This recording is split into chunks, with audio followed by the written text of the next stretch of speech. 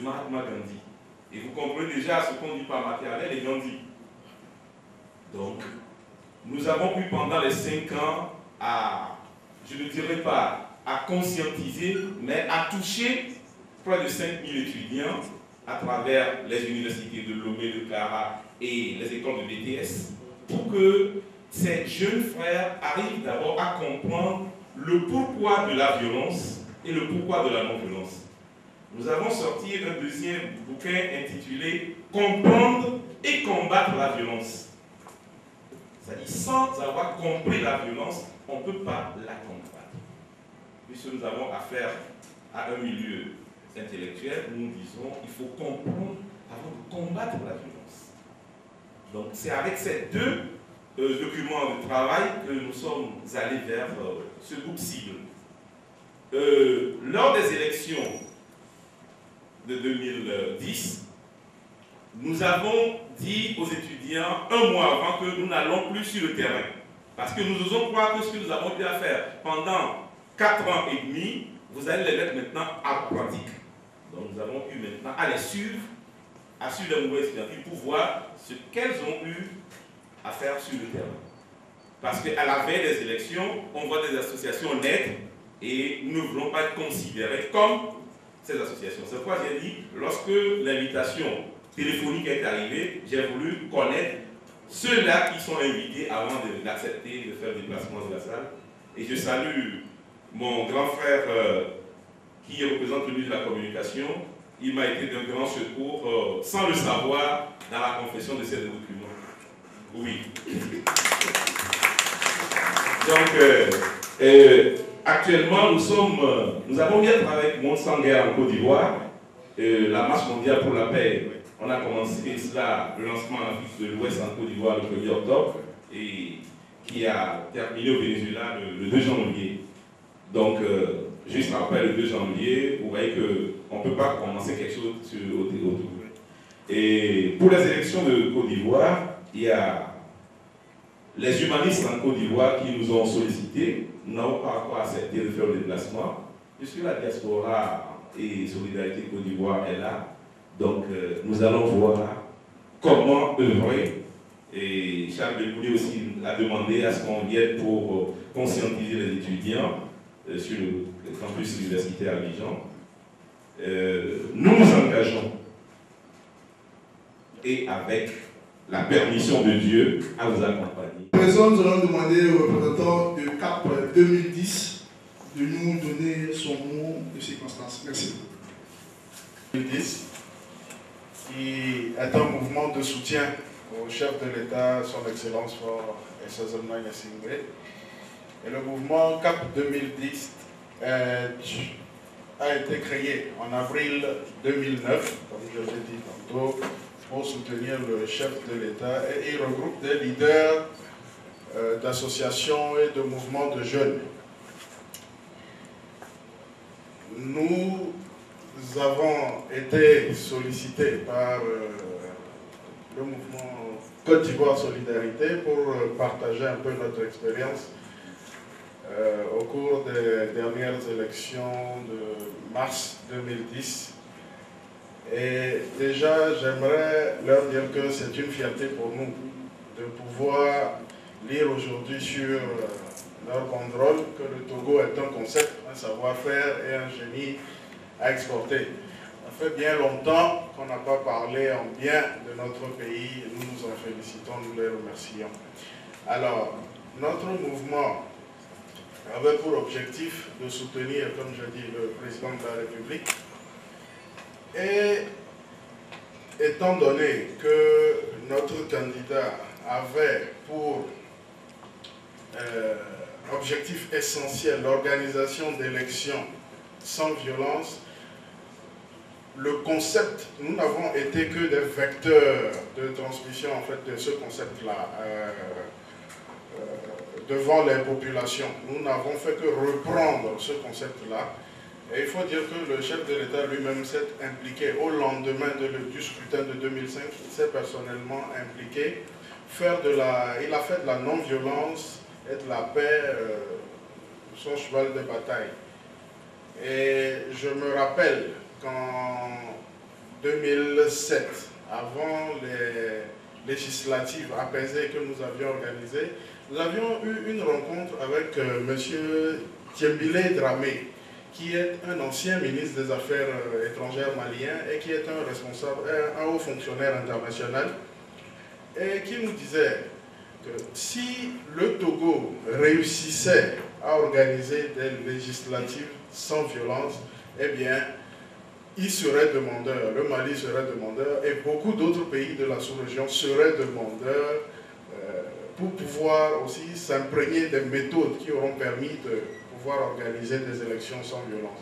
Aujourd'hui, qu'on cite mon pays comme un concept, un savoir-faire, un génie à exporter, prouve que réellement nous avons réussi dans l'organisation d'élections sans violence. Alors, comme Monsieur le Président de la COPED l'a dit, il n'y a pas d'ingrédients particuliers pour organiser des élections sans violence, c'est juste de la volonté politique. Et nous, notre candidat a plusieurs fois martelé, partout où il passait, que la non-violence était en fait le point d'orgue en fait, de sa réélection. S'il était réélu, s'il venait à être réélu et que le scrutin était entaché de violence, tous les efforts qui auraient été faits seraient à l'eau. Donc, comme je vous le dis, il faut exhorter tous les leaders politiques impliqués en fait dans le processus électoral en Côte d'Ivoire et former, sensibiliser leurs militants, leurs sympathisants à avoir un comportement non violent et que le scrutin que vous organiserez bientôt en Côte d'Ivoire se passe dans la quiétude. Voilà, donc ce qu'il faut retenir, c'est que le concept de non-violence doit d'abord être impulsé par les leaders politiques. Tant qu'ils ne... Parce que tous ceux qui viennent après, c'est-à-dire les militants, les journalistes et tout le reste, ils ne font que relayer. Ils ne font que relayer. Donc, il faut vraiment que les leaders politiques se décident à faire de la non-violence leur cheval de bataille.